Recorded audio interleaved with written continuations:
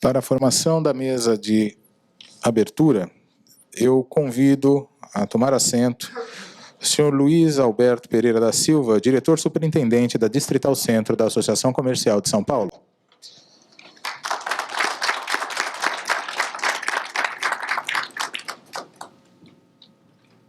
Convido também ao Dr. José Maria Chapina Alcazar, vice-presidente da Associação Comercial de São Paulo e coordenador do Conselho do Setor de Serviços.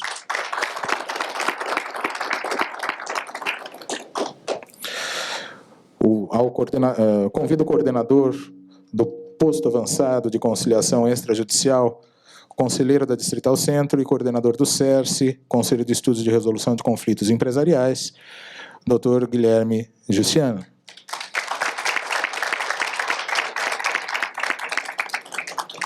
Os convidados desta noite: doutora Daniela Gabay, professora da graduação e pós-graduação da Escola de Direito de São Paulo, da Fundação Getúlio Vargas, coordenadora regional do Comitê Brasileiro de Arbitragem, CEBAR, e sócia do escritório Jabardo, Mange e Gabay. Por favor. Dr. Marcelo Vieira Machado Rodante, fundador do Proconsenso Solução de Conflitos, diretor do Instituto Brasileiro de Práticas Colaborativas e membro do Grupo de Estudos em Mediação Empresarial Privada, GEMEP, do CEBAR, e sócio da Rodante Charlac Advogados.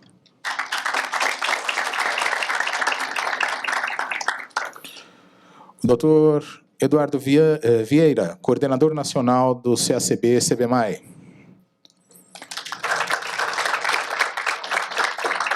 E Dr. Marcelo Dini, assessor jurídico responsável pela assessoria técnica da FEComércio de São Paulo, e hoje representando o presidente da FEComércio, Abraham Scheisman. Boa noite a todos.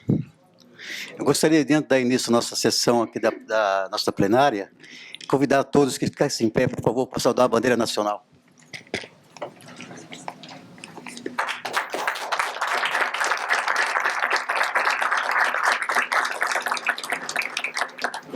Muito obrigado pela presença de todos, obrigado à presença do meu amigo vice-presidente da Associação Comercial, Chapina, a todos os membros aqui da mesa presente, as autoridades, muito obrigado a todos.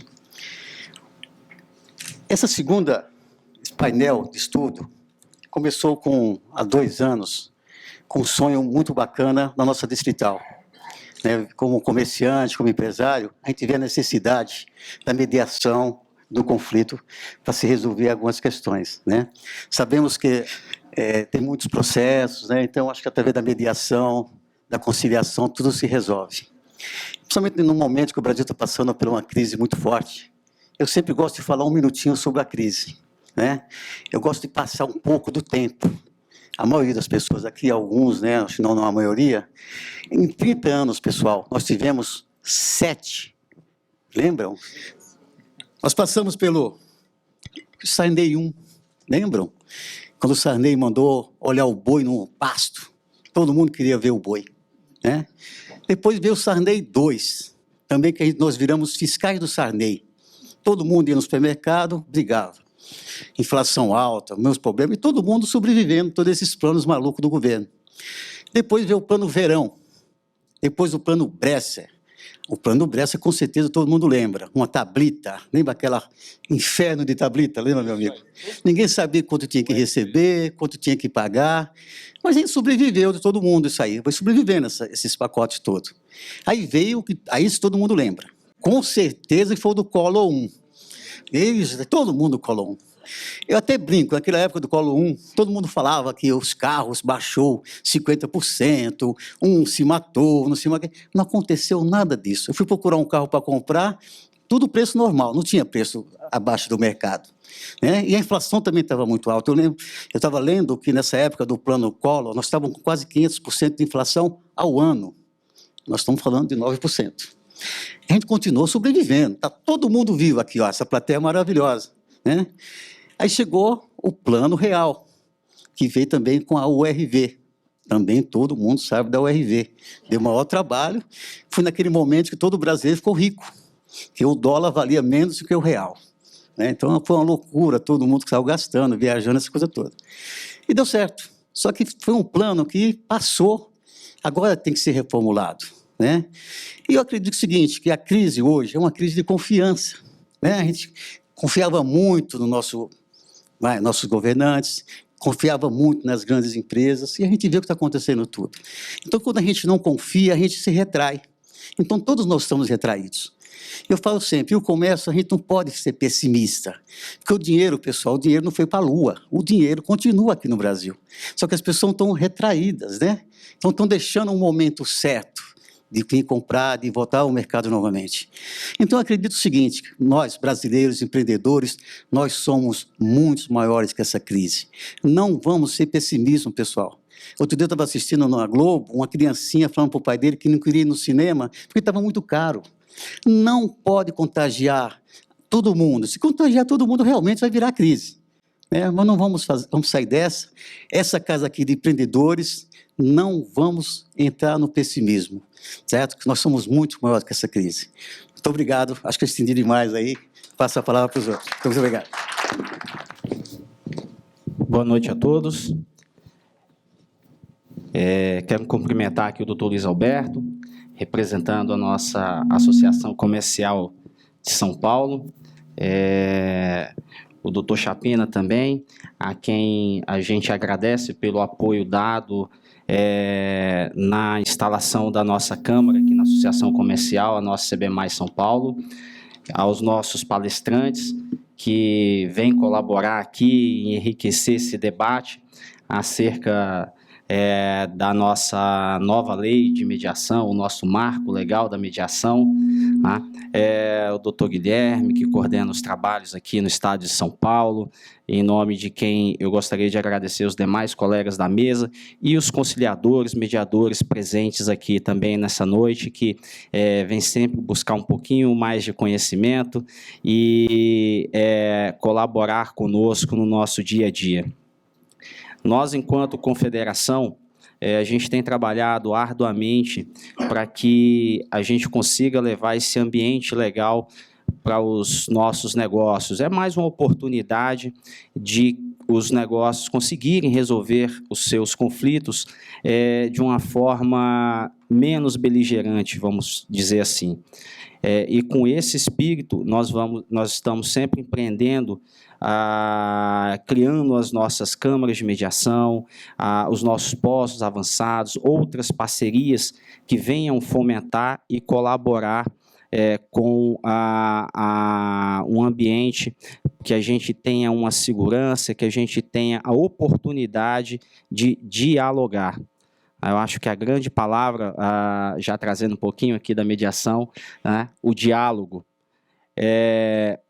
Outro ponto que eu gostaria de comentar, e eu não sei como é que a organização vai trabalhar isso, nós trouxemos um manual de arbitragem para advogados, embora esteja escrito para advogados, entendo eu que serve para qualquer profissional de qualquer área, que será sorteado ao término do nosso evento. Esse trabalho foi feito pelo Conselho Federal da Ordem, onde nós tivemos a honra de participar na organização desse manual.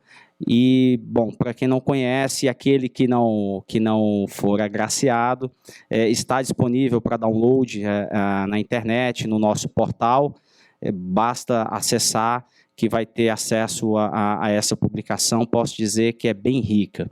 Tá?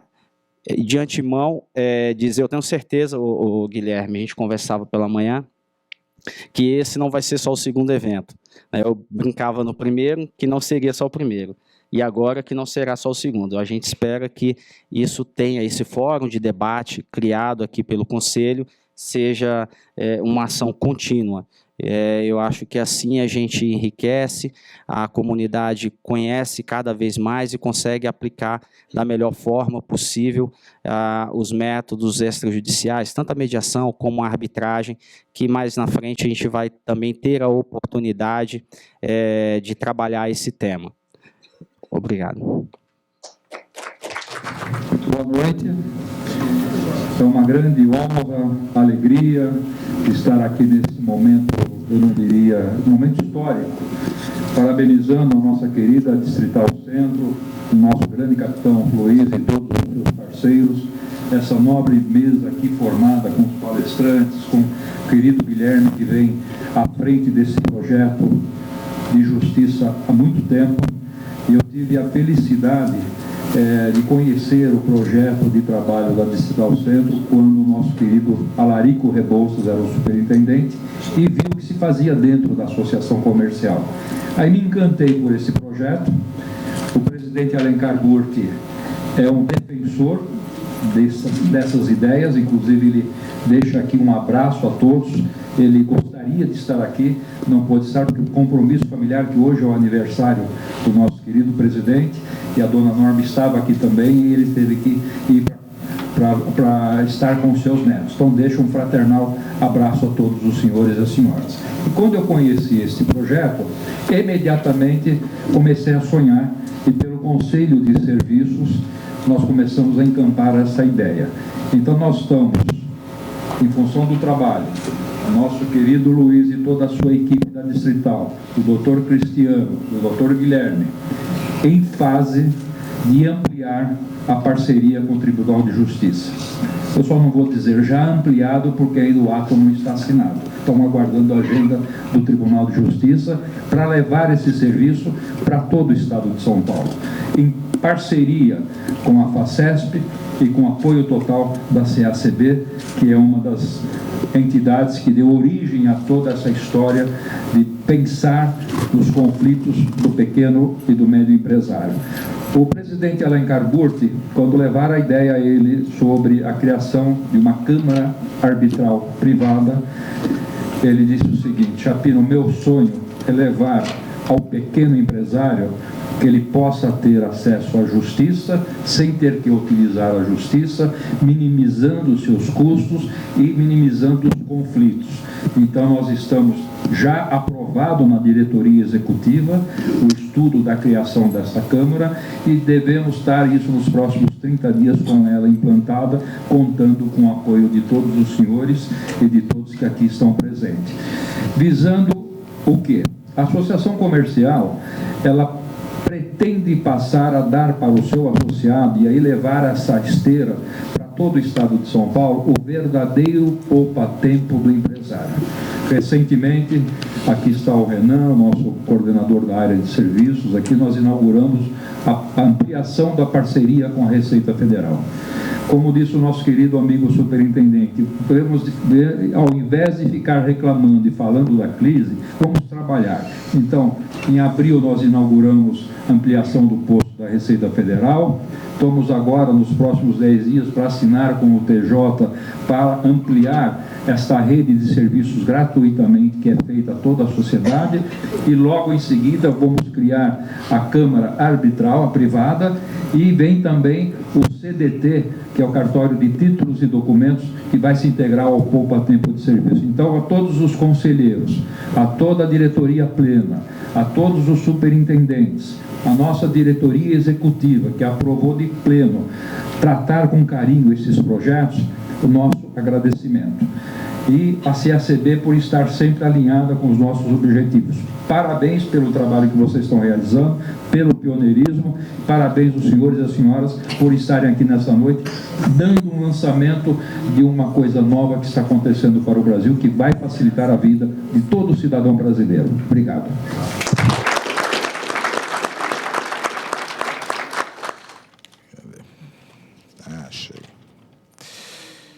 Achei. Pedimos a presença do Dr. Luiz Antônio Clincevicius, nosso conhecido Clean. Por favor. Membro também do Conselho de Estudos aqui da Distrital. Pedimos agora a presença do Dr. Walter Canhoto. Por favor.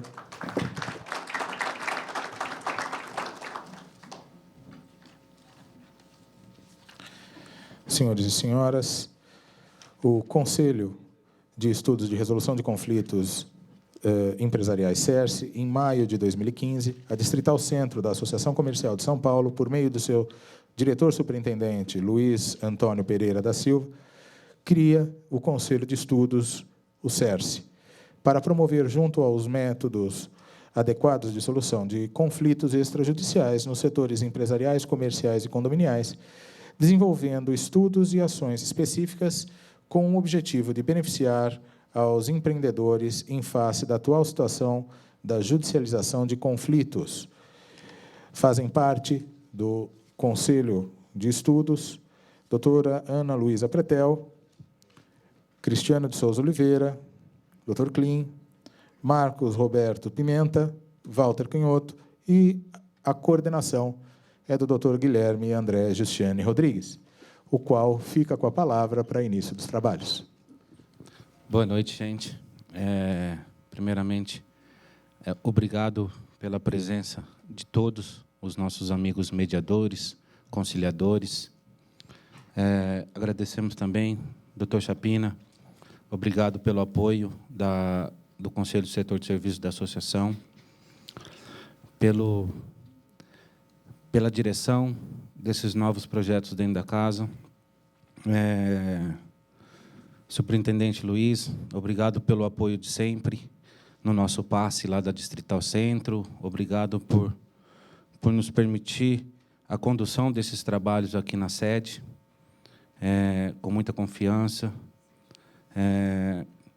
Agradeço também a todos os membros do Conselho de Estudo de Resolução de Conflitos.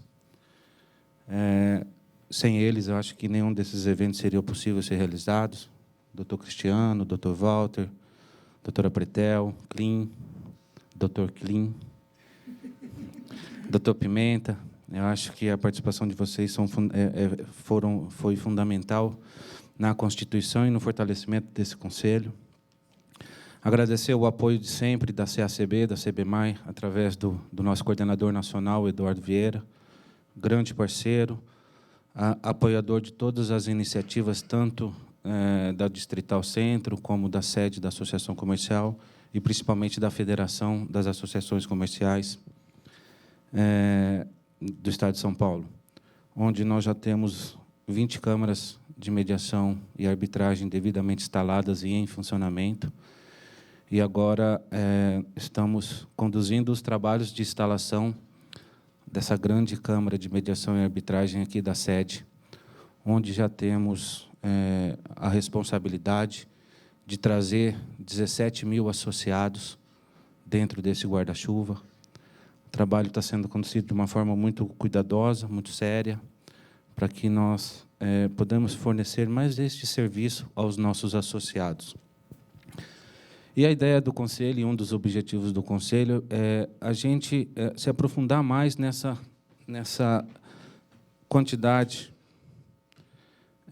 de informações que nós tivemos desde o ano passado, com a nova lei de arbitragem, a publicação do novo CPC, e agora, recentemente, a nossa primeira lei de mediação, sobre a mediação.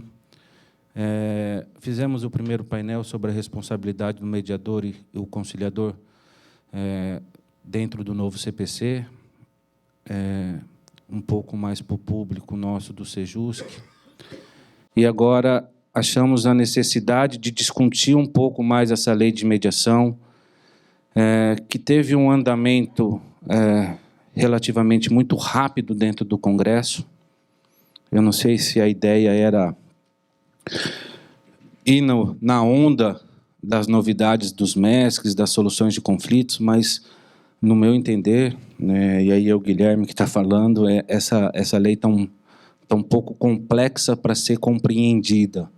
Então, a ideia desse painel é tentar esclarecer algumas dúvidas que o Conselho de Estudo que nós tivemos em relação a essa legislação, esclarecer algumas novidades que surgiram com esta nova lei. Por isso, e agradeço, doutor Marcelo Rodante, o seu aceite de participar desta mesa. Obrigado mesmo. Doutora Daniela, uma honra ter você aqui conosco. Acompanhamos há algum tempo a sua luta em relação dentro da GV, na Casa de Mediação. Então, obrigado mesmo pela presença de todos. A ideia deste painel são 3 questões que o Conselho levantou como relevantes. Tá? Claro, muito pensando no aspecto prático da legislação de mediação, na aplicabilidade dela na nossa vida prática, que nós vamos estar discutindo. Então, serão debates em duplas, tá? Cada dupla será responsável por uma questão e depois a terceira questão será aberta para todo mundo da mesa. E aí, ao final, se possível, a gente também abre para discussões com vocês, com a plateia, com o plenário, para esclarecer mesmo no meu entender, essa legislação um pouco controvertida que apareceu. Informo também que esse painel está sendo transmitido ao vivo pela TV Cresce, tá? E depois, quem quiser assistir novamente, vai estar lá gravado, disponibilizado para todo mundo. E vamos começar o trabalho, gente. A primeira questão foi colocado na mídia, e aí por alguns estudiosos sobre a grande novidade da lei de mediação. Primeiro, a lei é uma grande novidade, né, porque é a primeira que diz a respeito. Em relação a... E aí, doutora Daniela e doutor Klim, eu passaria para vocês essa primeira questão, em relação à a novidade chamada cláusula de mediação. Essa lei de mediação, ela criou e está vindo como esta novidade, esta cláusula de mediação, que poderá ser inserida nos contratos, e aí automaticamente a gente já faz um paralelo com a cláusula compromissória de arbitragem. Essa cláusula faz lei entre as partes. Essa cláusula, se a parte não concordar com os nomes indicados de mediadores, tem alguma penalidade. Esta cláusula, levando em consideração que a mediação, a gente não trabalha com o resultado dela, e sim com a oportunidade do restabelecimento da comunicação. Se por acaso essa cláusula, num contrato que tenha esta cláusula de mediação, não surtir efeito ou não ser frutífera, como é que ficará esse conflito daquele contrato? Vamos ao judiciário? Não vamos ao judiciário? Será necessário colocar uma outra cláusula, caso não tenha acordo, isso será tratado no judiciário ou será tratado por meio de uma arbitragem? Eu gostaria de passar a palavra para vocês, para esclarecer essa novidade e como é que fica, na prática, a aplicabilidade dessa cláusula e essa validade dessa cláusula nos contratos. Boa noite a todos. Doutora Daniela, doutor Marcelo, agradecemos a presença, a atenção e estarem presentes aqui com a gente, discutindo, partilhando conhecimento, mesmo porque vocês são de alto conhecimento na matéria, têm alto conhecimento na matéria. Agradecemos muito a vossa presença aqui. Detalhando um pouquinho mais o que nosso colega Guilherme apresentou.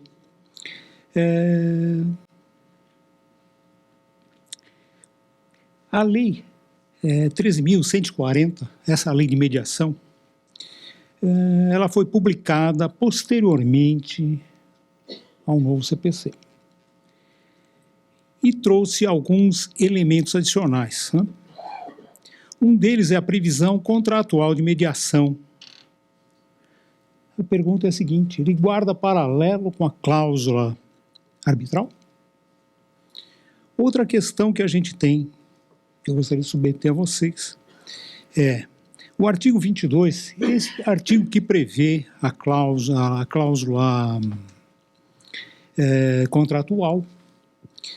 ele prevê que, na ausência de elementos que ele descreve, ele prevê que eles devem ser posteriormente oferecidos. E prevê ainda que, na ausência de estipulação dessa previsão, essa questão deva ser oferecida, incluindo 5 nomes de mediadores. Muito bem. Prevê que a outra parte, a parte convidada, deveria fazer escolha de uns nomes. Se ela não concordar com algum deles, me parece que houve uma lacuna da lei. Não sei se isso procede. Boa noite. É um prazer estar aqui com vocês. Agradeço o convite que foi feito através do Guilherme. Essas questões, de fato, são questões bastante relevantes, bastante práticas, então vou tentar me ater aqui aos pontos que foram levantados. Todo contrato ele vai ter uma cláusula de solução de conflitos, né? Essa cláusula, que pode ser uma cláusula de eleição de foro, pode ser uma cláusula de arbitragem, pode ser também uma cláusula de mediação. É difícil existir uma cláusula que seja só de mediação, que não seja escalonada com uma outra forma de solução de conflitos. O mais comum é que a mediação venha acompanhada de uma forma em que um terceiro decide. Caso a mediação não funcione, não chegue-se a um resultado, já que é um método autocompositivo, aí se passa para uma outra forma de solução de conflitos. Então, normalmente ela vem escalonada, né, diferentemente da cláusula de eleição de foro ou da cláusula arbitral. A gente até costuma falar, essa cláusula, na hora que você está fechando um contrato, fechando uma operação, muitas vezes ela é a cláusula até menos importante. Você não está pensando no conflito, você está pensando no negócio, né, na operação em si. Mas é importante fazer uma escolha estratégica, que se adeque àquele tipo de negócio, e é importante ela estar bem redigida, porque na hora do conflito vê-se muito uma confusão e às vezes até um litígio em relação à redação da cláusula e não em relação ao mérito do litígio em si. Então essa escolha é uma escolha estrategicamente bastante relevante. É possível comparar a cláusula arbitral? Sim, né? Com essa diferença de que a cláusula de mediação normalmente vem escalonada. É possível também comparar a cláusula arbitral no que a gente chama de uma cláusula cheia ou vazia. Normalmente se usa essa terminologia na arbitragem, que seria uma cláusula completa ou uma cláusula mais esvaziada. Qual é o mínimo para que uma cláusula seja completa? Ela ter a forma de indicação do terceiro. Por quê? Porque na hora do litígio, se a cláusula não estipular essa forma de indicação, as partes em litígio não vão conseguir chegar num consenso sobre como indicar esse terceiro. Então, tendo esse mínimo, se garante que a cláusula se preencha. A lei de mediação até vai além dos critérios de escolha do mediador, como um critério para preencher essa cláusula que ele chama de uma cláusula completa, né? Traz outras questões também, como ter um prazo mínimo e máximo para a realização da primeira mediação, o local da mediação, uma penalidade pelo não comparecimento e os critérios para a escolha do mediador. Mas o mínimo realmente necessário seria essa forma de indicação. Outro paralelismo que se pode fazer com a cláusula arbitral é que essa cláusula de mediação ela pode fazer referência a uma mediação institucional ou a uma mediação ad hoc. Qual que é a diferença? A mediação institucional ela vai ser administrada por uma Câmara. Normalmente essa Câmara de mediação e arbitragem, ela tem um regulamento, ela tem uma série de regras que também auxiliam no preenchimento dessa cláusula.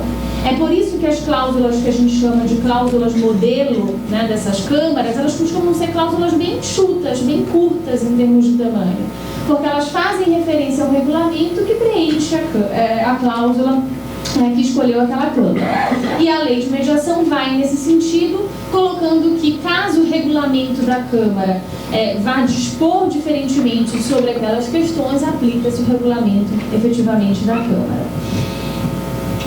Uma questão bastante sensível e que os regulamentos também costumam tratar é essa questão da ausência de consenso na indicação do mediador.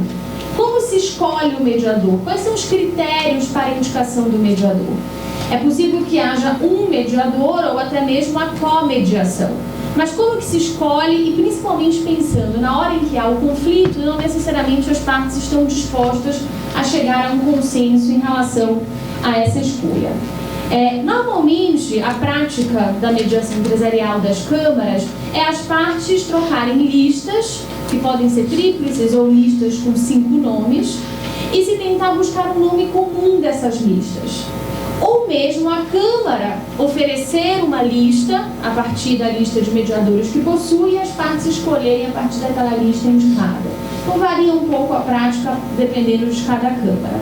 Não houve consenso quanto à escolha. Em último caso, o presidente da Câmara pode vir a indicar esse mediador. Então, é essa forma que se lida com uma ausência de consenso em relação a essa escolha no âmbito institucional, dentro da prática das câmaras de mediação e arbitragem que atuam nessa área. É claro que se evita que se chegue nesse momento do presidente apontar o mediador, porque é um método autocompositivo e a ideia é que as partes possam chegar a esse consenso, e a ideia das listas é justamente uma estratégia para tentar fazê-las chegar a um determinado nome. A questão da comediação também é bastante sensível, porque normalmente nós somos levados a pensar que a comediação, cada parte indica um mediador, e aí ficam 2 mediadores. Não necessariamente, mesmo porque é muito importante que haja uma sinergia entre os comediadores. Então, que eles não sejam só 2 indicações separadas das partes. Em muitas câmaras, há uma preocupação de que o mediador indique o comediador, para justamente haver uma sinergia maior nesse trabalho em comediação. Então, os regulamentos variam, mas mais do que o regulamento, a autonomia da vontade é bastante elevada nesse caso para fazer uma escolha que as partes legitimem e que se sintam confortáveis. Então, a questão da lei, ela vem para trazer uma segurança em relação a alguma dessas escolhas, ou principalmente quando essas escolhas não são feitas, mas ela, ao fazer referência ao regulamento, no caso de uma mediação institucional, ao considerar a autonomia da vontade, ela respeita esses limites que devem ser observados, dado que a mediação é um método autocompositivo. Uma outra questão que se coloca em relação à voluntariedade da mediação, a essa cláusula penal de não comparecimento, né? Então, estipular uma multa, uma penalidade pelo não comparecimento. Primeiro, em relação a essa obrigatoriedade, a obrigatoriedade, quando se fala que existe aqui, e a lei deixa bem claro isso, era no sentido de comparecer e não no sentido de permanecer. Ou seja, ninguém é obrigado a permanecer em mediação. Agora, se você escolheu essa cláusula e colocou que era uma cláusula de uma mediação obrigatória, até uma multa pelo não comparecimento, você precisa comparecer a uma primeira sessão. Você precisa, e aí eventualmente haver uma tentativa de seguir o procedimento, embora você não seja obrigado a permanecer nessa sessão.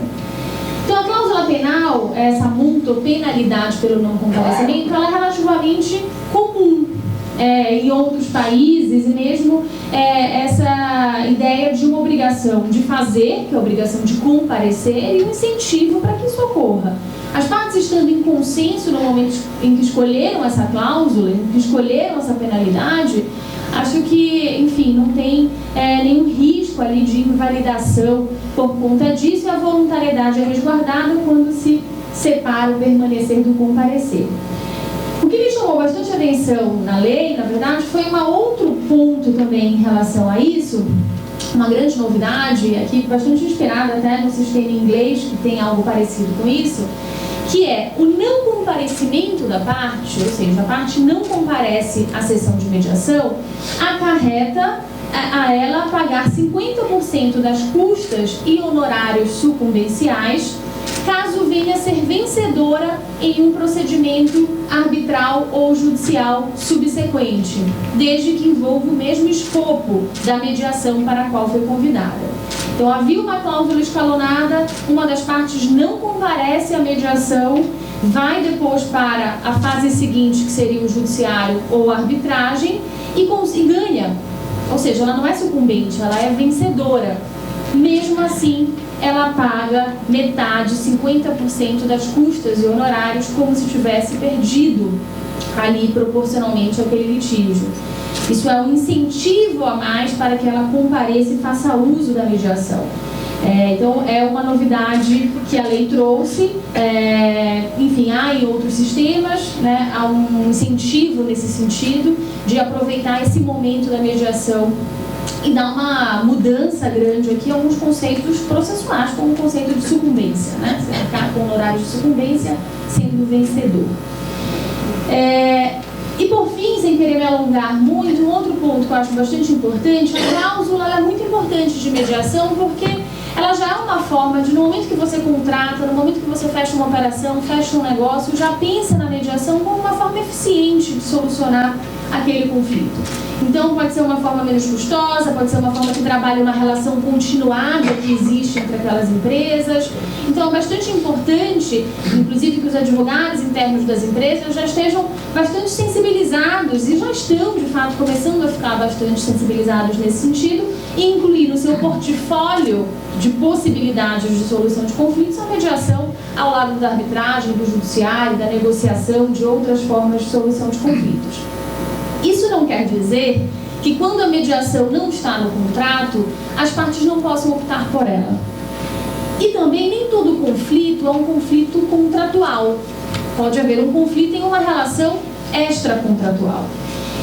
Me surpreendeu bastante nas câmaras brasileiras de mediação e arbitragem que muitos casos que já estavam sendo submetidos à arbitragem, houve a opção pela mediação empresarial sem cláusula. As partes, no decorrer do procedimento, às vezes em função de uma posição que o árbitro coloca, de uma sugestão, ou mesmo sensibilizadas pelos seus advogados, buscam suspender o procedimento arbitral, que poderia ocorrer também com o processo judicial, e tentar uma mediação. Então não há cláusula, né? Mas mesmo assim há essa iniciativa, há essa análise estratégica do litígio e essa identificação de oportunidades em relação à mediação. Então é claro que a cláusula é importante, mas não há toda a expectativa depositada nela para que apenas ela garanta, né, o cumprimento, a busca pela mediação, pelas oportunidades que o método autoconsensual com a mediação pode trazer. Enfim, acho que em termos, talvez, não sei se respondi todos os pontos, mas acho que eram esses que estavam levantados, fico também à disposição aqui para qualquer complementação. Obrigado, doutora Daniela. Muito esclarecedor. Era uma dúvida realmente que nós tínhamos, se essa cláusula iria sozinha ou não em um contrato, porque tudo que a gente leu até agora seria como a novidade de uma cláusula de mediação e provavelmente o nosso entendimento seria que ela iria sozinha num contrato e aí nós achamos um tanto quanto temerário assumir esse risco, levando em consideração que o objetivo da mediação não é o acordo final. Aproveitando, doutor Marcelo, a presença do senhor, aí eu vou quebrar um pouco o protocolo. Eu queria saber como é que o senhor está utilizando essa cláusula de mediação, essa novidade que foi feito aí, como é que está sendo feito já na prática, alguma experiência prática que o senhor já tenha presenciado, ou até mesmo dentro de alguns contratos que o senhor já tenha trabalhado? Boa noite. Em primeiro lugar, obrigado pelo convite. Deixa eu aproveitar o momento para agradecer ao Cristiano pelo gentil convite de me chamar aqui hoje para bater um papo com vocês.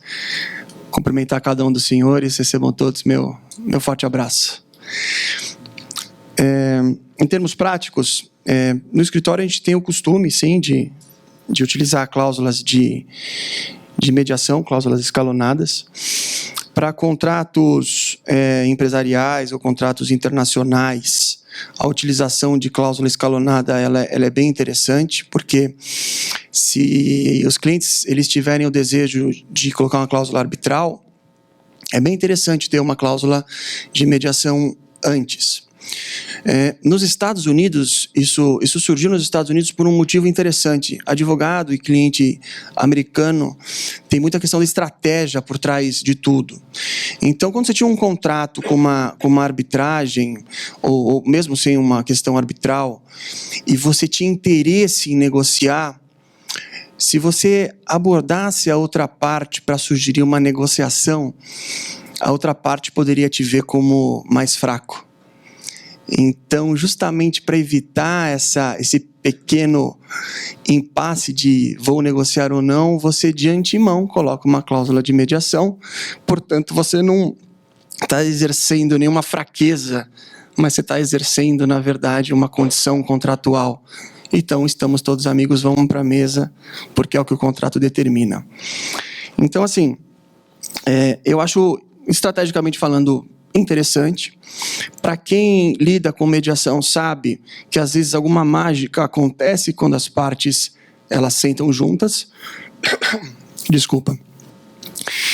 E existe ainda uma cultura assim de entrave. Eu não vou para mediação, não vou para mediação. Mas se você pegar um mediador bacana, consciente, ele consegue fazer uma boa diferença ali na comunicação. A negociação direta pelas partes de seus advogados, ela é difícil. Então, assim, estamos mudando um paradigma, estamos trazendo uma nova forma de lidar com as questões, e eu recomendo, e no escritório é padrão sim, vamos colocar cláusula de mediação. Em alguns casos de arbitragem, elas são bem-vindas, elas conseguem melhorar a negociação, e temos utilizado, não sei se comporta, e eu recomendo sim a utilização, tal como a Daniela colocou, toma um cuidadinho, né? Vê lá direitinho, tá na lei bonitinho, coloca lá, faz as indicações, conversa antes, porque na hora que tiver aflorado o conflito, essas questões que não deveriam ser importantes, elas se tornam, as pessoas elas se agarram a essas questões. E é óbvio que, se agarrando a essas questões, você vai poder ter um prejuízo ao começo da mediação. Tá bom? Obrigado, Dr. Marcelo. É interessante porque para a gente não sabia que isso já estava sendo aplicado, principalmente em relação à cláusula de escalonada. A gente sabe que ela existe, a gente sabe que já tem um estudo em relação a cláusula escalonada, mas para mim isso é uma certa novidade de aplicabilidade já no dia a dia de contratos, principalmente empresariais. Eu acho que é perfeitamente cabível a cláusula escalonada, justamente para a velocidade que o empresário precisa para a resolução do seu conflito. Eu acho que você determinar uma mediação, um processo de mediação antes de um julgamento final, seja ele pelo judiciário, ou seja ele por uma decisão de arbitral, eu acho que o caminho, até mesmo porque a maioria das relações comerciais elas são continuadas, ela tem uma história. Eu acho que processos eles acabam trincando toda essa história, então acho que não seria interessante partir para um procedimento, seja judicial ou seja de arbitragem, já logo no início do conflito. Bom, vamos aí para uma segunda questão. A lei de mediação, e aí, doutor Marcelo, doutor Walter, é com vocês. Primeiro, ela veio com uma terminologia de dizer que existe mediadores judiciais e mediadores extrajudiciais. Para a gente que atua bastante na forma extrajudicial dentro do Poder Judiciário, eu digo isso muito nas audiências que nós fazemos no Sejusc, como conciliadores, é um setor judicial que se realiza audiências extrajudiciais. E essa lei veio para confundir mesmo a nossa cabeça, porque por que não dizer mediadores públicos ou mediadores privados? Tá? Então, assim, ela entra na esfera do Poder Judiciário, dando algumas obrigações para o Poder Judiciário, e ela vem com essa... A gente que trabalha lá no PASSE como conciliador, nós somos conciliadores ou mediadores extrajudiciais dentro do Poder Público Judicial. É uma loucura essa nomenclatura, essa confusão. Eu acho que tentaram distinguir muito bem quem é judicial e quem é fora do judiciário, mas acabaram usando uma terminologia, no meu ponto de vista, um pouco equivocada. Eu acho que até por esta nova realidade de audiências extrajudiciais dentro do próprio Poder Judiciário. E também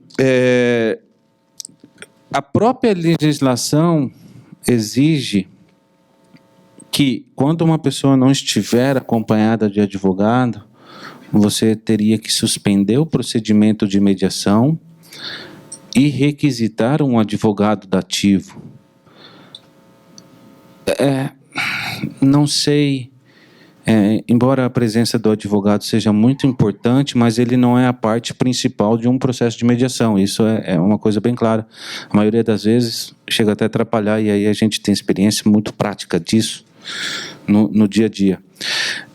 Eu queria um esclarecimento em relação ao porquê dessa nomenclatura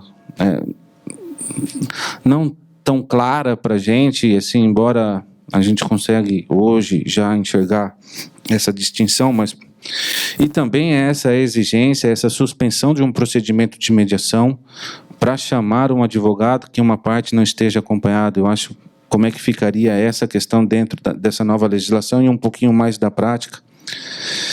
Ok, Dr. Walter? Me permitam, antes, fazer uma pergunta.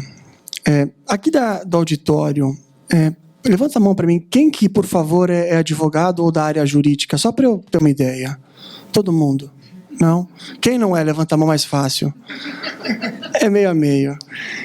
E quem não é da área jurídica, trabalha com mediação? É isso aí? Ok. Beleza. Só para saber a linguagem e a tecnicidade para rolar aqui uma comunicação mais eficiente. Muito bem. Eu vou responder, vou tentar fazer o meu melhor para responder essas questões, mas antes, para esse auditório bacana que está aqui hoje, eu quero fazer uma reflexão inicial. E a pergunta que eu mando para cada um de vocês é: por que a gente está aqui? Por que a gente está aqui? Por que a mediação é importante? Qual que é a nossa função? O que a gente quer? Eu estou aqui como, na verdade, um jurisdicionado.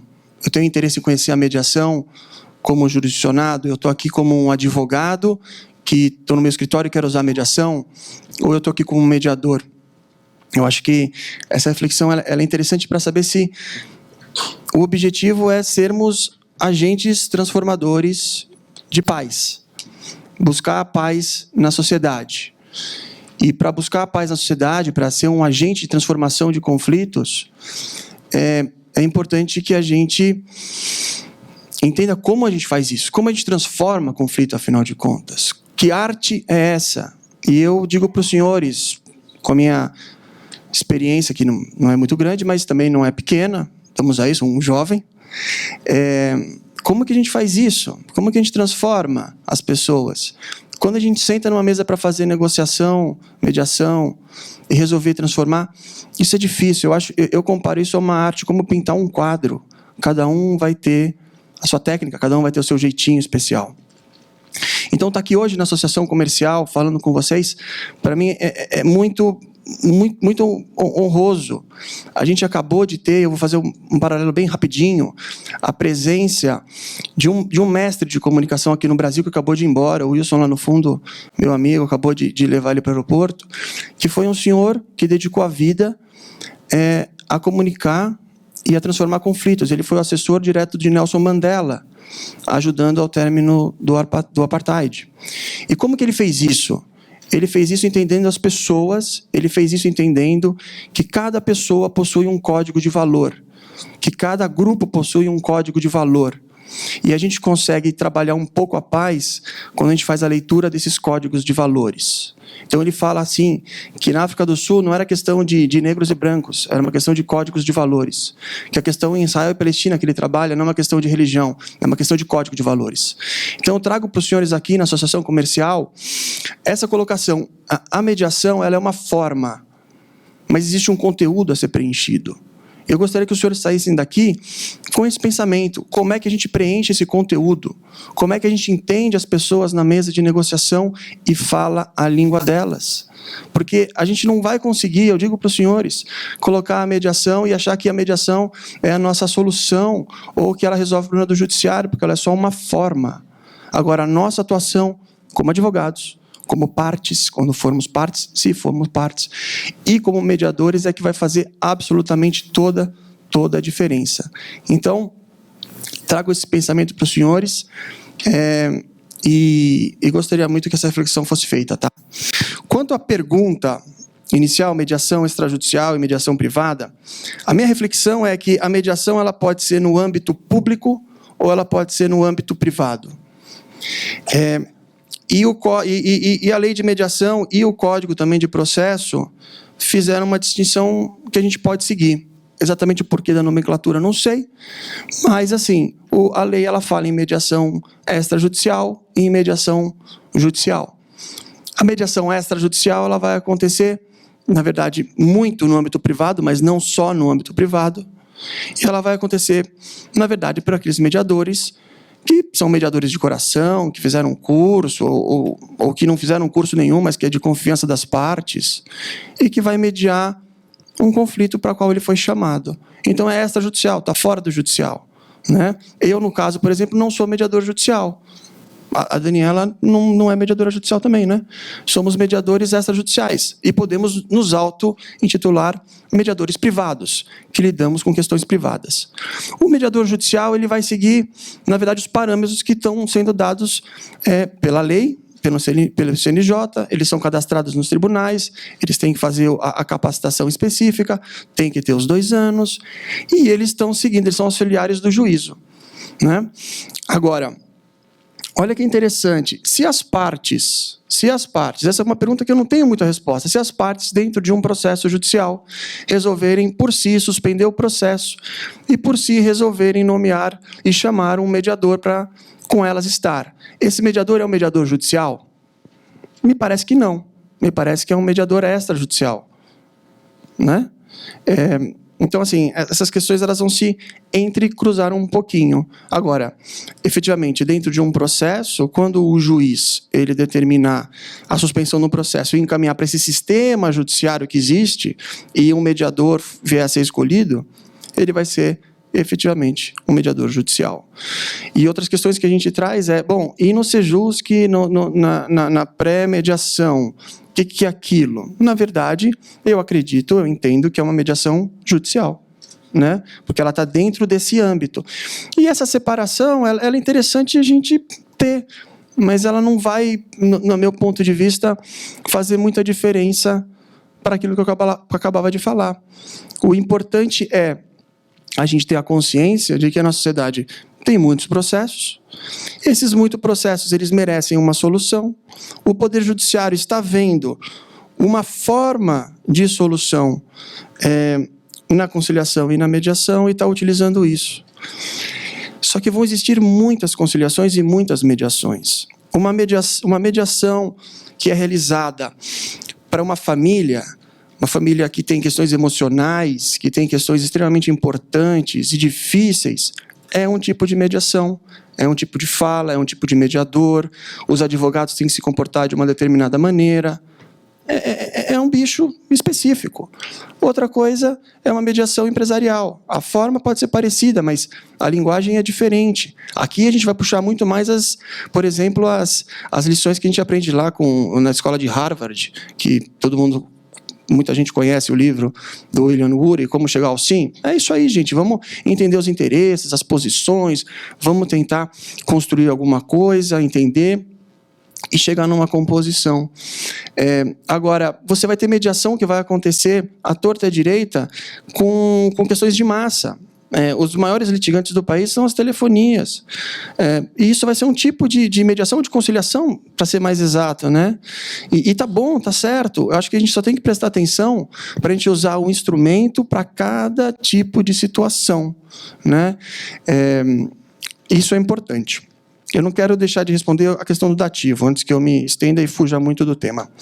Quanto ao advogado dativo, é uma opção da lei. A lei ela fala o seguinte, pessoal, que na mediação extrajudicial, você não precisa ter advogado. Você vai sem advogado, tá bom? Pode ir lá fazer uma mediação extrajudicial sem advogado. Bacana. Se por acaso, diz a lei, uma das partes estiver assistida por um advogado, você necessariamente precisaria chamar outro advogado. Vai dar uma confusão tremenda que o Cristiano levantou, mas fala em defensor público, em dativo. Será que uma mediação, por exemplo, vai alguém no meu escritório fazer na minha empresa de mediação, fazer uma mediação e está sem advogado? Vou suspender, na prática, vou suspender, mandar um ofício para não sei quem, para saber se tem advogado. Acho que essas coisas não vão acontecer. Na prática, você vai conversar com a pessoa e falar, olha, você tem que ter um advogado, a lei determina, ou não tem advogado, ou tem 2 advogados. A gente vai ter que usar um pouco... Acho que não vai dar para a gente ficar batendo muito nessa tecla, porque senão a gente não anda, a gente não atende o verdadeiro objetivo. E na mediação judicial, a lei determina que existam, sim, 2 advogados. Isso é reserva de mercado? Não sei, quem sabe até seja.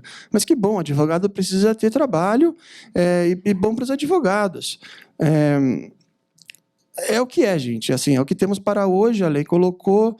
É importante que os advogados tenham consciência de que eles não estão lá para trabalhar, eles não são protagonistas como você colocou. O advogado está lá para ajudar a parte, para criar opção. E é muito interessante, né? Nas práticas colaborativas, o nosso foco é justamente o treinamento e a capacitação de advogados. Na prática colaborativa, que se aproxima muito da atuação do advogado na mediação, o treinamento é você, advogado, você vai fazer o que você puder para construir o consenso. A sua função é essa, nenhuma outra. 100% da sua atuação é em construir consenso, é em conseguir um acordo. Não conseguiu? Você sai do caso. Agora, precisa realmente ter uma confiança muito grande na qualidade, confiar muito na função de se construir consenso, porque você não tem a opção de ir para o litígio, né? Você tem que passar o caso para outra pessoa. Então, na prática colaborativa, o advogado é treinado a fazer isso. E, de novo, tem gente que vai achar que isso não tem nada a ver, que o advogado tem que ser um guerreiro. É um modelo de pensamento que tem que ser respeitada. Existem muitos modelos de pensamento, existem muitos níveis de valores na nossa sociedade. E um erro muito grande é a gente achar e medir a sociedade inteira pelo valor que a gente carrega, o que o nosso grupo carrega. Isso é um erro. E só para falar, o Luiz falava, né, Vou Falar em Crise, eu acho que você falava em esperança. E o que você falava justamente era na ausência de polarização. Porque o que a gente vive hoje é polarização. E dentro da polarização a gente não acha uma solução. E quando a gente fala em conflito, tem um autor muito legal, que alguns chamam de pai da paz no mundo, dos estudos de paz no mundo, que chama Johann Galtung. Galtung, ele é muito, muito feliz nas explicações dele sobre conflito. Ele fala assim, que conflito, na verdade, é a contradição entre 2 quereres. Quando você tem 2 quereres que se contradizem necessariamente, você tem um conflito. E ele coloca isso numa cartesiana, né? E ele fala o seguinte, olha, coloca um conflito aqui, o conflito A, está aqui na cartesiana. Coloca o conflito B aqui. Então, você tem 2 valores que são diferentes. Perfeito? Ele fala assim, olha, se você atender o valor A, você, na verdade, dá tudo para ele e não dá nada para esse, certo? Então, você tem aqui 1 e 0 na cartesiana. Se você atender o que o outro quer, você tem 0 e 1, você atende só esse. Ele fala, esse aqui é o conflito. Você tem, então, a opção 1 e a opção 2. Tem uma opção 3, que é fugir do conflito e não resolver. Mas não deixa de ser uma opção. E existe uma opção 4. A opção 4 qual é? O meio a meio. Né? Um pouquinho para um pouquinho para outro. O que ele vai falar que são, na verdade, 2 infelizes, que ninguém saiu feliz. Né? Mas também pode ser 2 felizes, cada um conseguiu o que queria, fizeram um acordo. Mas a magia que ele fala, é isso que eu trago para os senhores, é conseguir o 5º elemento. O 5º elemento é 1-1. E é isso que os mediadores têm que fazer, judiciais, extrajudiciais, privados, públicos, é encontrar um 5º elemento. E para conseguir um 5º elemento, normalmente você vai ter que trazer um novo elemento dentro do conflito. Tá? Essa arte de trazer o 5º elemento que eu espero que a gente aqui na Associação Comercial comece a pensar, e é uma proposta, realmente, para a gente ir muito além da forma e muito além do que a legislação ela coloca para a gente e pensar como que a gente vai fazer diferença na nossa sociedade. Tá? Então, não podia perder a oportunidade de trazer esses pontos para vocês. Tá bom? Querido? Boa noite a todos. Nessa questão de mediadores judiciais, extrajudiciais ou mediadores privados, tá? Essa divisão, nós temos que pensar, e aí eu concordo com o Marcelo, a questão da cultura. A cultura nossa é de ser tutelado pelo Estado. O Estado tutela a nossa vida e nós aceitamos. Depois nós reclamamos que somos tutelados. Então, quando foi feita essa ideia de entrar na conciliação privada, o conciliador extrajudicial ou conciliador privado suspender o processo, na prática realmente não vai acontecer. Tá? Na prática, pela experiência que nós temos. Porque o conciliador, ele faz aquela máxima de tratar igualmente os iguais e desigualmente os desiguais. Ele supre essa tendência. Se for um bom mediador, perdão. Essa ideia de mediador, conciliador mudar é complicado para a gente, né?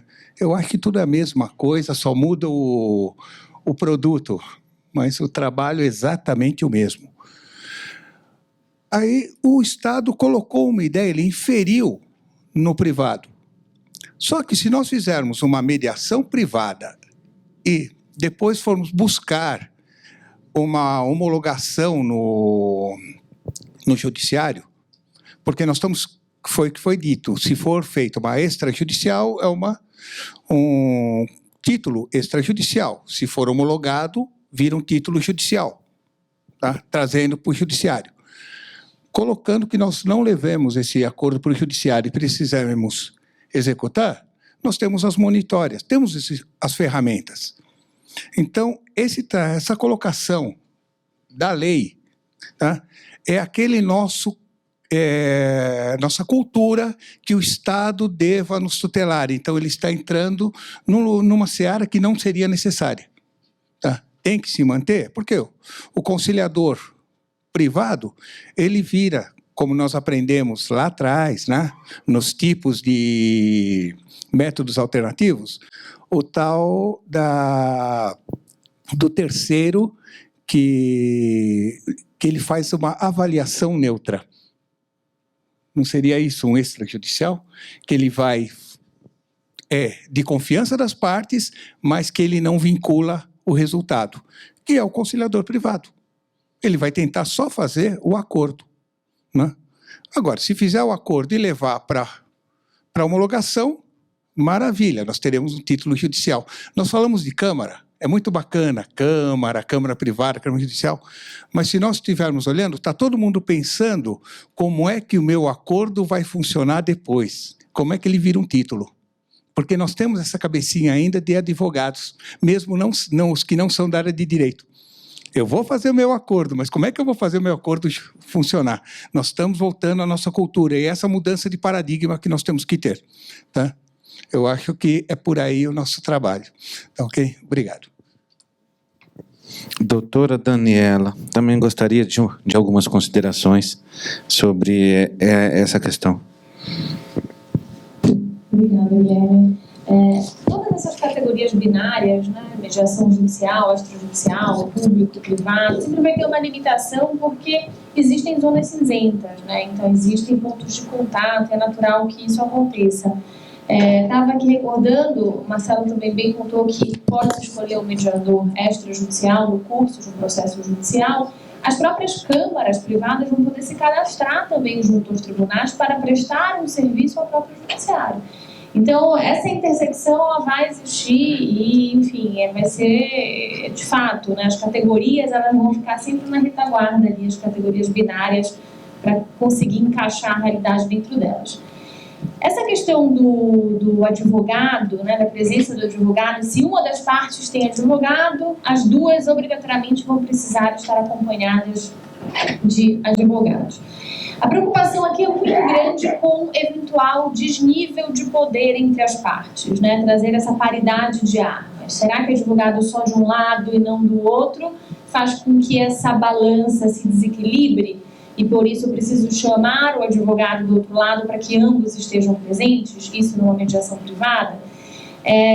Quando eu escrevi meu doutorado, eu fiz uma pesquisa empírica sobre mediação no judiciário, vários estados aqui no Brasil e em 5 estados nos Estados Unidos. E era uma questão que eu perguntava bastante. Eu queria saber como funcionava. Precisa ter advogado? O advogado precisa estar sempre presente na mediação?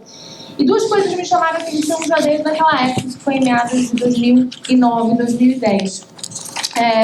A primeira é que não existia sempre essa obrigação, mas a maior preocupação era em relação à matéria que estava envolvida.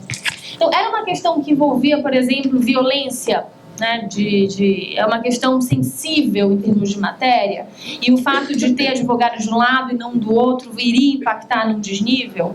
E um outro ponto bastante importante também é o papel do mediador em identificar esse desnível de poder. Então, está dentro do papel do mediador, até porque essa igualdade, e o Dr. Walter colocou isso muito bem, não precisa ser uma igualdade formal, advogado de um lado, advogado do outro. Tem que ser uma igualdade substancial. Eu preciso efetivamente dessa presença para resguardar os interesses, né? A matéria requer, o mediador avalia que realmente é necessário. Então, existem esses 2 pontos ali a serem considerados, tanto a matéria envolvendo aquele conflito, como também o papel do mediador nessa opinião, né, enfim, em relação à presença do advogado. As câmaras privadas hoje, quase todas, eu tive cuidado até de olhar novamente os regulamentos, colocam que a assistência do advogado é facultativa, elas não vão nessa linha da lei de mediação. Pode ter advogado de um lado e não precisa ter necessariamente do outro. Essa questão do defensor público na mediação privada, primeiro que pode ser um problema de competência, o defensor ele não atende todo mundo, ele vai atender um perfil específico de assistido. Então, você está criando, de fato, um ônus ali a mais de acesso à mediação, talvez um tempo maior também para resolver essa questão, porque vai suspender a mediação, enfim.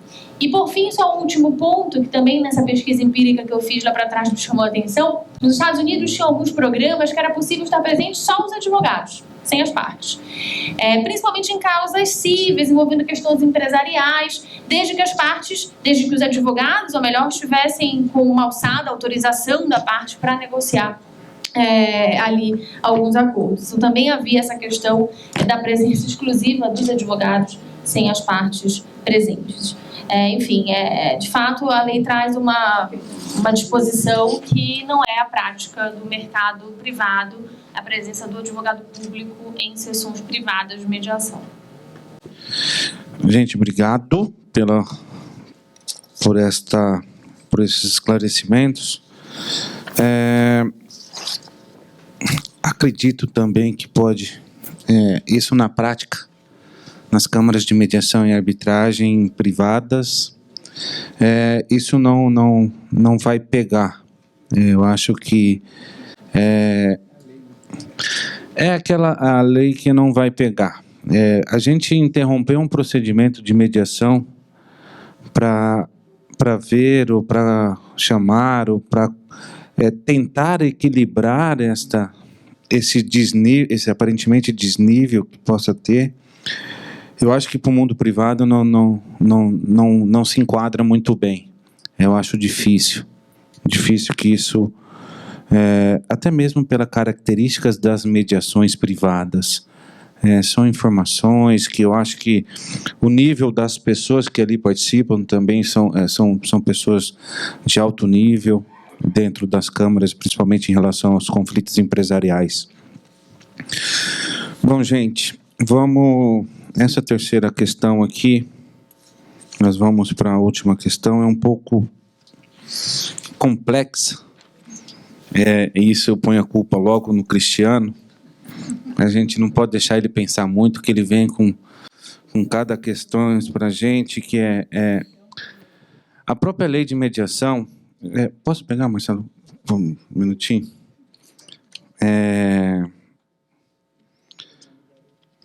No seu artigo 3º, caput, e aí eu vou ler o artigo só para deixar bem claro para vocês onde é que essa lei de mediação está entrando. Pode ser objeto de mediação um conflito que verse sobre direitos disponíveis ou sobre direitos indisponíveis, mas que admitem transação. A gente está acostumado a ouvir que a mediação, ou a própria arbitragem, né, direitos patrimoniais disponíveis, esse caso é no meu entender, é uma inovação. E aí, no parágrafo 2º, vem o consenso das partes envolvendo o direito indisponível mais transigíveis deve ser necessariamente homologado por um juiz. Claro, é ouvido o Ministério Público antes. Nós estamos... Isso chega muito próximo à questão, conflitos da área familiar. Questões de alimentos, empresariais também, alguns conflitos em relação à concessão. Ele é indisponível, você não pode abrir mão, mas você pode negociar. E aí nós temos um contrassenso junto com o CPC que diz que lá no CPC se torna título executivo extrajudicial a transação feita por conciliador devidamente cadastrados no Tribunal de Justiça, apenas a sua... Fugiu a palavra. O referendo. Então, aqui nós temos um título que provavelmente vire sentença judicial, devidamente homologado pelo Judiciário, indisponível, tratando de direitos indisponíveis. E lá nós temos a figura de apenas referendar um acordo anteriormente firmado, e aí se torna um título executivo extrajudicial. Para a gente, como mediador e como conciliador, a gente tem que tomar muito cuidado para quem for apenas referendar transações feitas, o que está sendo colocado na mesa. Talvez você possa estar referendando alguma coisa que ela pode ser nula de pleno direito. Se ela tratar de assunto, e isso é o meu entendimento, se ela tratar de assunto de direitos indisponíveis, mas transigíveis, não pode ser feito por meio de referendo conforme determina o CPC. Isso é muito perigoso para a gente. A ideia aqui é mostrar para vocês os nossos limites também. A gente também, com um novo CPC, como nós ouvimos no primeiro painel, a gente poderia referendar tudo. E aí foi uma preocupação que nós colocamos, inclusive, para o doutor Ricardo, que poderia surgir um mercado de venda de assinaturas. As pessoas, conciliadores devidamente cadastrados no Tribunal de Justiça, eles poderiam começar a comercializar sua assinatura, entre aspas, gente, para esquentar títulos. A gente tem que tomar cuidado com isso. Nós corremos o risco, e aí eu falo como membro do Conselho, e a gente toma muito cuidado para emitir alguma opinião, porque a gente sabe do tamanho do reflexo que isso possa tomar. Isso pode acontecer a mesma coisa que aconteceu com a lei de arbitragem, lá atrás. Pessoas com pensamento não muito éticos, tentando tirar vantagem, como sempre, se aproveitar de um poder dado por uma lei, como foi lá atrás, sou árbitro, sou juiz, e aqui também você pode cair nesse perigo de estar referendando questões que você não tem poder para isso. Eu gostaria aí eu vou ouvir com muito prazer, Daniela, a sua opinião, a sua visão sobre essa. É um assunto complexo, complicado de se compreender, mas como é que nós podemos ver isso na prática? Como é que nós vamos aplicar isso na prática? Por favor.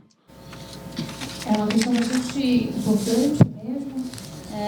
Lembrando que essa lei de mediação, além de tratar da mediação privada, ela trata da mediação envolvendo a administração pública, né? Uma das grandes inovações da lei. Então, essa questão do indisponível, mas transigível, está bastante presente. Mais uma categoria binária, né? O que é disponível, o que é indisponível. Quem diz o que é disponível ou indisponível? Está tão claro na lei, no Código Civil, ou, enfim, em legislações esparsas, qual que é a linha que se passa entre a disponibilidade e a indisponibilidade, né? E aqui a indisponibilidade que admite transação, dado que muitas vezes se considerava que era um obstáculo intransponível. Você falava, envolve meio ambiente, não, então nem fale em mediação. Envolve interesse de incapaz, envolve interesse de menor, então já nem se fala no método privado. E a partir de então começou a se olhar que havia parcelas transigíveis dentro daquela indisponibilidade. Você está discutindo uma questão de uma reparação, né? Você está discutindo a guarda em relação ao menor, que há uma plena possibilidade, um delta grande ali, de uma possibilidade das partes tentarem negociar algo que vá atender melhor os interesses desse menor. Um projeto de lei anterior à lei de mediação, ele até foi mudado nesse sentido, porque ele tinha um artigo muito arriscado, em que ele falava alguns casos que não se submetiam à mediação, que seriam intransigíveis, e falava em filiação, adoção, interdição, recuperação judicial e falência, inclusive áreas em que a mediação já se aplica. Então, acho que foi um avanço no sentido de deixar aberto, né, o que é o indisponível, mas transigível, vai ter que ser definido em cada caso, e não considerar a indisponibilidade como um obstáculo intransponível. Nesse caso aqui, a necessidade sempre de homologar judicialmente, né, porque muitas vezes com o acordo, o eventual acordo que as partes cheguem, já é um título extrajudicial.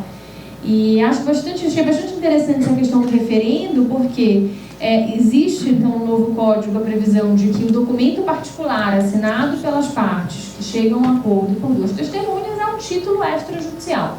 Se não for cumprido, pode ser executado no judiciário. E logo abaixo vem o instrumento de transação referendado pelo conciliador mediador ou por Defensoria Pública, Ministério Público e outros entes. Qual que vai ser a diferença, né? Eu posso, muitas vezes, fazer o acordo, as partes assinam, as testemunhas assinam, e não ter o referendo.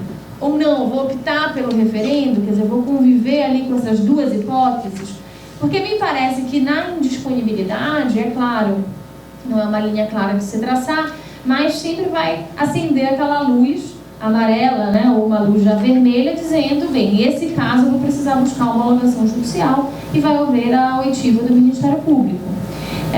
Agora, além dos casos que, né, fiquem nessa zona cinzenta, o que também me chama a atenção é quando vai ser um acordo assinado pelas partes, título extra, ou quando vai se buscar esse referendo, que é uma novidade que o novo Código trouxe em relação aos acordos obtidos através da mediação ou da conciliação. Bom, para fazer uma distinção fácil, a gente sabe que na arbitragem a gente pode arbitrar questões disponíveis. Está fácil. Aquilo que pode ser efetivamente transacionado e é disponível. Especialmente questões de cunho econômico. É uma forma fácil de fazer essa leitura. Quem sabe não é mais completa, mas é uma forma fácil. E eu acho que a lei de mediação nesse particular, eu acho que ela foi feliz. E eu acho que andou muito bem o legislador. Por quê? Porque tá bom, que é disponível, pode ser mediado, e se caísse na mesma ótica da lei de arbitragem, a gente perderia um campo muito grande para mediação.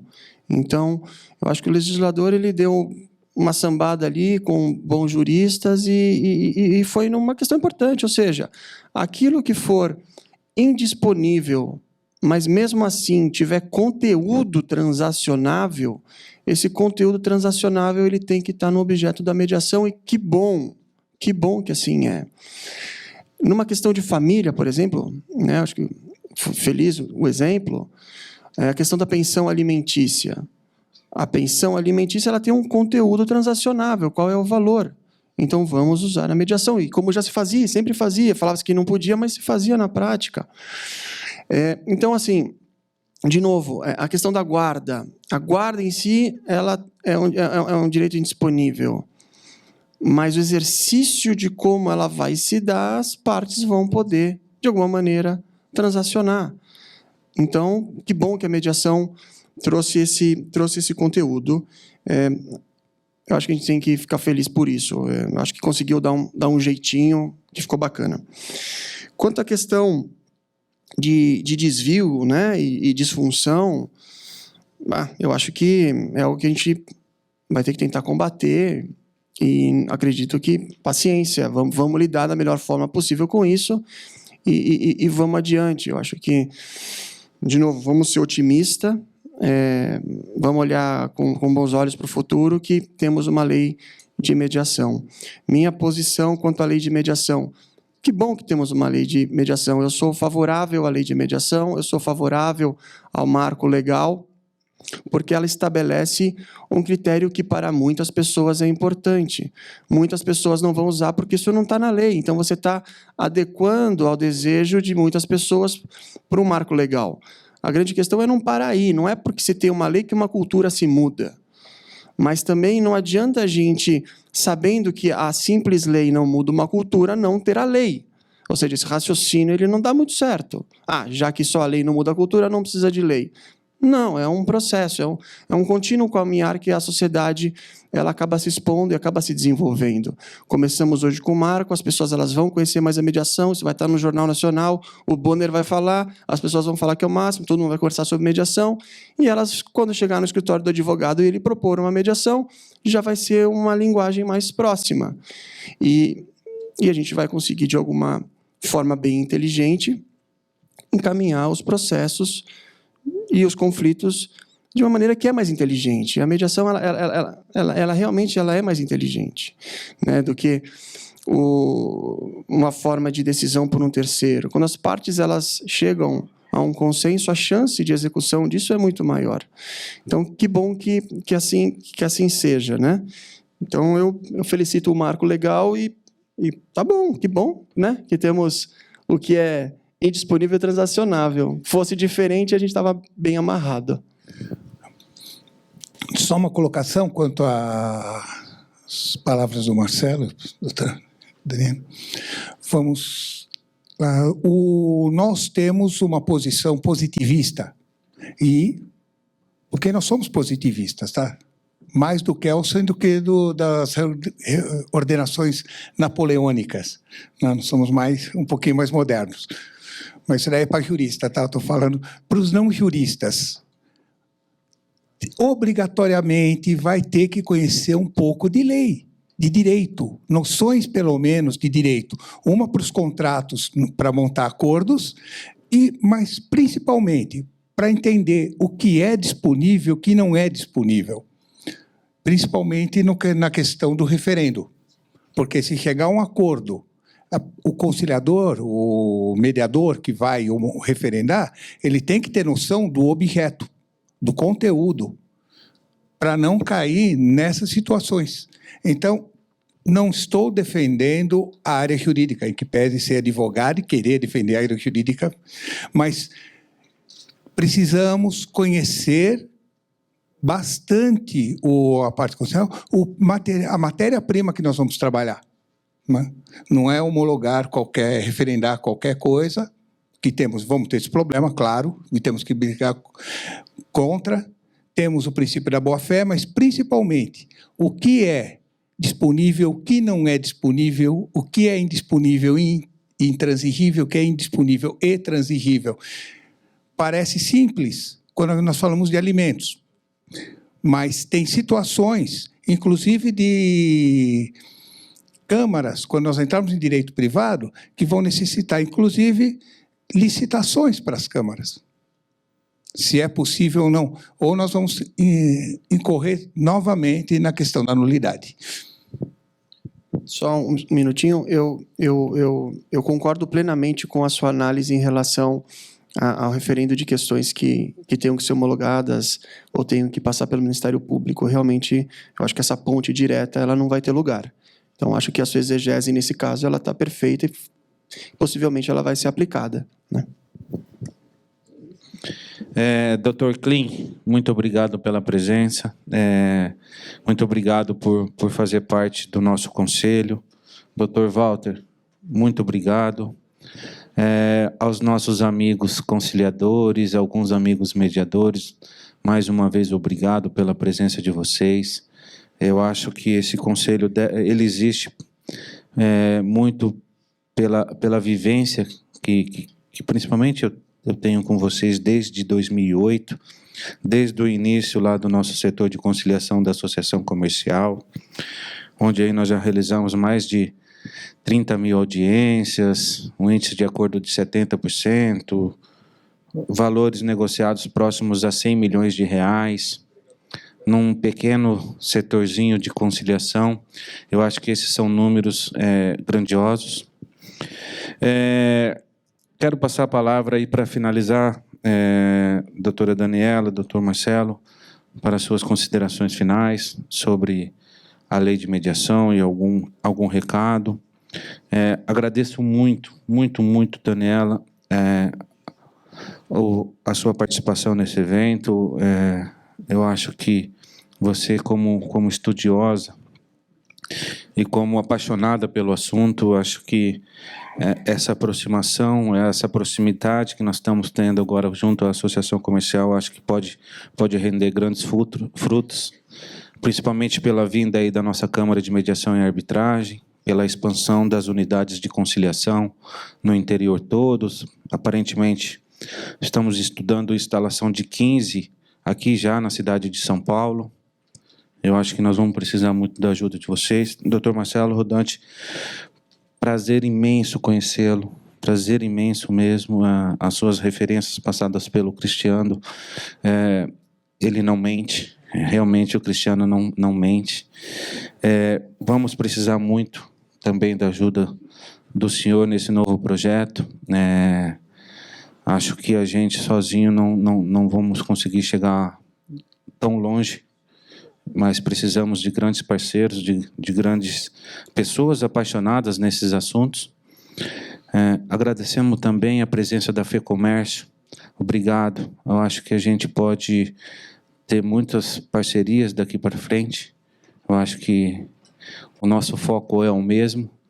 Nós vamos trazer para vocês, ou para esse mundo empresarial, 17 mil empresários só na cidade de São Paulo, 120 mil empresários no estado de São Paulo todo. Eu acho que vai ter trabalho para todo mundo. Contamos com a ajuda, com o auxílio de todos vocês. E eu sou italiano, se deixar aqui eu falo demais, então eu vou passar para encerramento do evento. Doutora Daniela, suas considerações, por gentileza. Bem, gostaria de mais uma vez parabenizar pela organização do evento, agradecer também a presença de todos. Acho que se antecipou uma série de questões práticas que são naturais, que vão surgir em razão da lei.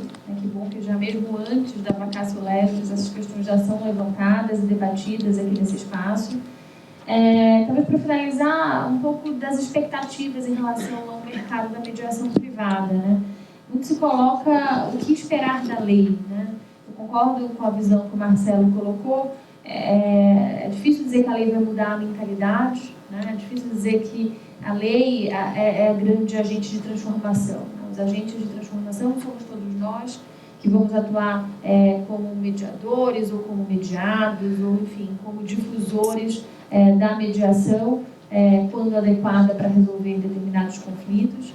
Então, ela é importante, ela traz uma segurança, ela traz visibilidade para o Instituto, ela tem, na perspectiva de um marco legal, uma importância grande, mas é claro que a gente não pode esperar também mais da lei, porque a lei efetivamente pode dar. E nessa área da mediação privada, eu sou muito favorável ao menos é mais, porque eu acho que a gente está falando de um método em que há uma autonomia da vontade, né, do desenho de como vai ocorrer. As partes têm essa autonomia para fazer essas escolhas, ou no contrato, ou mesmo no procedimento com o mediador, que é um facilitador, da comunicação entre elas. Acho que a lei conseguiu respeitar essa autonomia. É claro que sempre vão existir alguns probleminhas, e é natural, né? E essas questões ainda vão aparecer, sem dúvida, algumas já apareceram aqui também. Mas acredito que essa mudança no mercado vai ocorrer, esse mercado tende a crescer.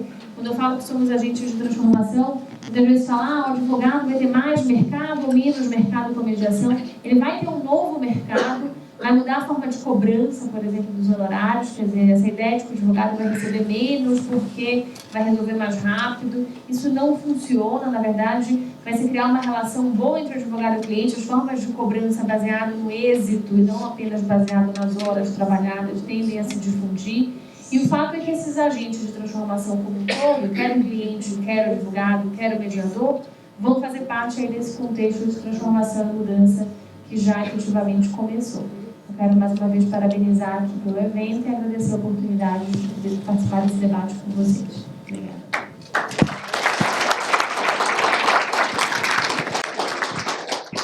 Doutor Marcelo, por favor. Meus amigos, muitíssimo obrigado pela presença de todos. Um sábio monge diz que um dos maiores presentes que alguém pode receber é a presença do outro. Então, vocês, com a sua presença, são o meu presente. Então, e por isso eu agradeço. Eu termino falando assim: vamos tentar, na medida das nossas forças, acreditar que somos agentes de transformação de conflitos, somos agentes de paz. A gente precisa disso, nosso país precisa disso. Retomando o que o Dr. Luiz falava, vamos tentar não polarizar um país já polarizado. Isso não é solução, essa polarização. Óbvio que não é manter as coisas como estão no discurso de não polarizar, mas é pensar que existem pontos comuns, que existem formas de trabalhar e achar aquele quinto ponto que Johan Galtung falava. Vamos procurar isso, vamos abrir as nossas mentes, vamos abrir nossos corações e ter originalidade para pensar novas soluções. Não vamos nos esquecer que a mediação é só uma forma, é só um instrumento. O conteúdo da mediação, o conteúdo da conciliação são os senhores, sou eu, somos nós que vamos dar. Vamos estar abertos a entender que a nossa sociedade tem várias pessoas que pensam de várias formas diferentes, com diversas necessidades, e todas essas necessidades elas podem ser atendidas se a gente tiver olhos para enxergar, ouvido para escutar e boca para falar. Parabenizo a Associação Comercial, agradeço demais Cristiano, Guilherme, todas as autoridades, todos os amigos aqui presentes. Daniela, um prazer dividir a mesa com você, é uma honra. Obrigado mesmo a todos. E vamos ser otimistas, vamos acreditar que a gente vai transformar e não vamos ter medo de conflito. Isso é outra coisa que eu quero deixar só para encerrar. A gente fala muito em resolver conflito, em solucionar conflito, em ser gestão de conflito, como se o conflito fosse uma coisa ruim. E não é necessariamente uma coisa ruim, não. A gente cresce com o conflito, a gente se descobre no conflito. É na nossa sombra que a gente começa a entender um pouco a nossa luz. Então, acho que a gente tem a função de entender que o conflito não é algo assim tão ruim. Ruim é quando ele se torna disfuncional, quando ele se torna destrutivo. Aí é hora de repensar. Então, eu sou favorável a se transformar. O conflito ele vai se transformando e a gente vai aprendendo como num fluxo incessante, como no mar. A gente vai balançando e o conflito é essa dança constante.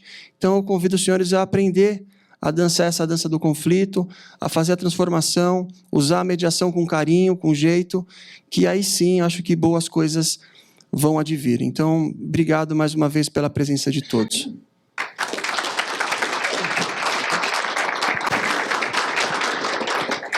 Obrigado, gente, pela presença.